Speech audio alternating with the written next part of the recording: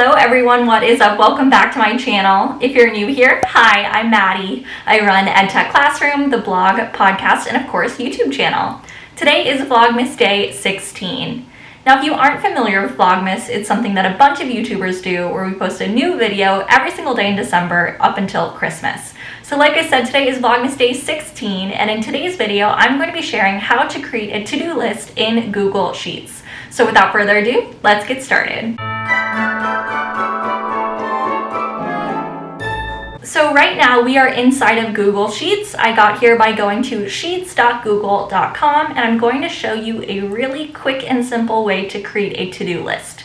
To-do lists, as you guys know, are really helpful for staying organized, and I like to use Google Sheets to stay organized digitally. So first we're going to take a look at this template gallery up here by clicking on this drop-down option where it says template gallery.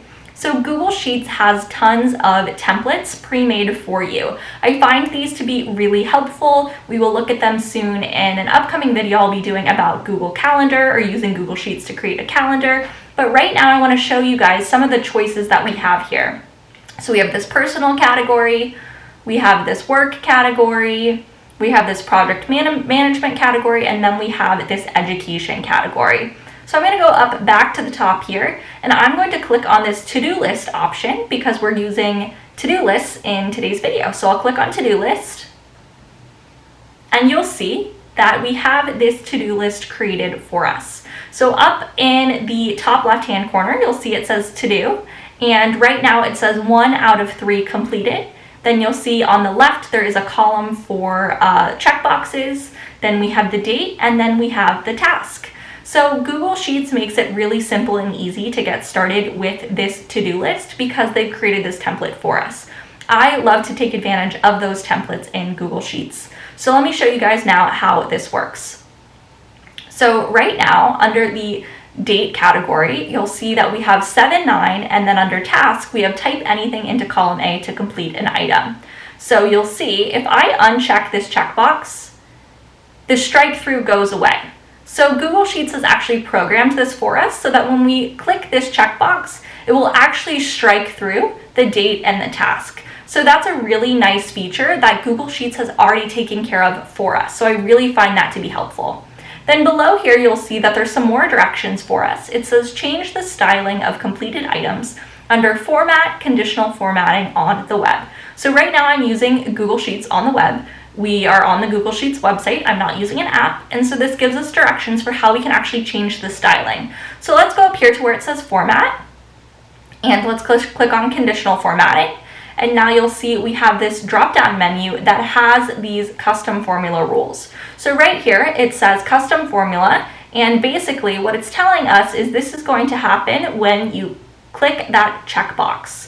It's going to strike through and it's going to change the color. So let's say we want to change the color to be, maybe a darker gray color. We do have the ability to do that, so you can kind of play around with it and choose a more fun color. Let's choose something extra fun for today's video. Let's do a blue color since this is a part of Vlogmas, of winter, our winter themed videos for Vlogmas. All right, so now if we uncheck this, you'll see the blue goes away. Now when we check it, it's back to being blue.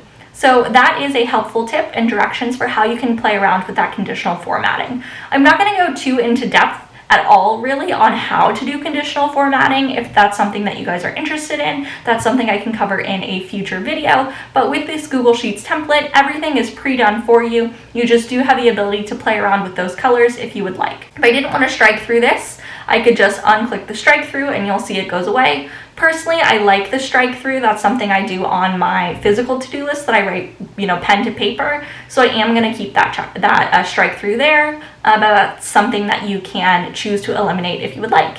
Then when you're done, you can go ahead and press the done button. And then lastly, we have this choice here that says sort items using the drop-down arrows next to the heading name on the web.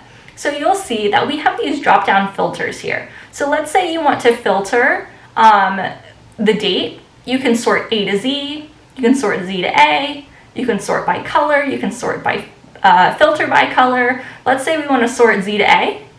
You'll see that we are now in reverse chronological order. If we decide to sort A to Z, we're back in chronological order. So it's helpful that you can sort based off of these different features. You can do the same for task. So let's say you want to sort your tasks A to Z. You can do that. It's going to sort alphabetical this way. And you'll see it's not this way because we're sorting by task here instead of date. So it's alphabetical by task instead of by date. And then if you want to sort here, you can sort by A to Z, and you'll see that all of your unchecked are up at the top and your checked are going to be at the bottom. I'm going to just go back to sorting by the date. That's something that's helpful for me. I like to see items that I've checked off up at the top here, but there might be reasons why you might want those to be at the bottom so you know what you have to do. So let's go ahead and show you how this actually would work. I'm going to delete everything that we have here already for us. Today the date is the 16th, so I'm going to type in today's date, which is December 16th. Then we have the task here, so I can type in film Google Sheets to-do list video.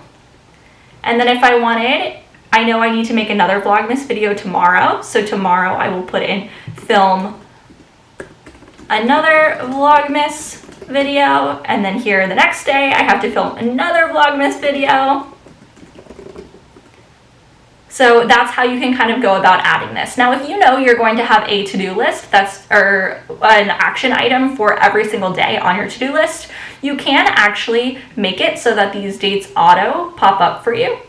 So you'll see that I just highlighted the date, the most recent date, and I'm going to click on this blue square in the corner here and just drag, and the date will autofill for us all the way through. So if you know, like I'm doing with Vlogmas right now, where I have an action item every single day, I can just do that really quickly to actually autofill in all of those dates for me so that I don't have to manually do it. Next, another thing I want to show you guys up here where it says 0 out of 3 completed. So when you check these check boxes, it will tell you how many tasks you have completed. So because I only have 3 tasks filled out, it says that I've completed 3 out of 3. But now if I type in film here, you'll see that this number has changed. So again, Google Sheets has already done all of that work for you, but it's really helpful for you to stay organized, to be able to use this template. It tells you what you've completed, what you have to do. You can do different filtering. There's lots of different ways that you can play around with this and customize it. Now, the very last thing I want to show you guys is one more customization trick, which is to actually change this color. So right now we have the background color of these cells to be this color that Google Sheets put together for us. It seems to be the exact same shade of green that Google Sheets uses for their logo. So I've highlighted these 2 cells, and I'm going to click on this fill color, and I'm going to choose a blue color. And then I can do the same thing for this row here, and I'm going to turn this into a slightly lighter shade of blue color. So if you want to play around with color, you do have the ability to do that. You can customize this Google Sheet as much as you want, or you don't have to if you like it just the way it is. So thank you so much for watching today's video all about using Google Sheets to create a to-do list. If you liked this video, be sure to give me a thumbs up. Subscribe to my channel if you're not already. I post weekly tech tutorials for teachers, and I'll see you back here soon. Bye, friends.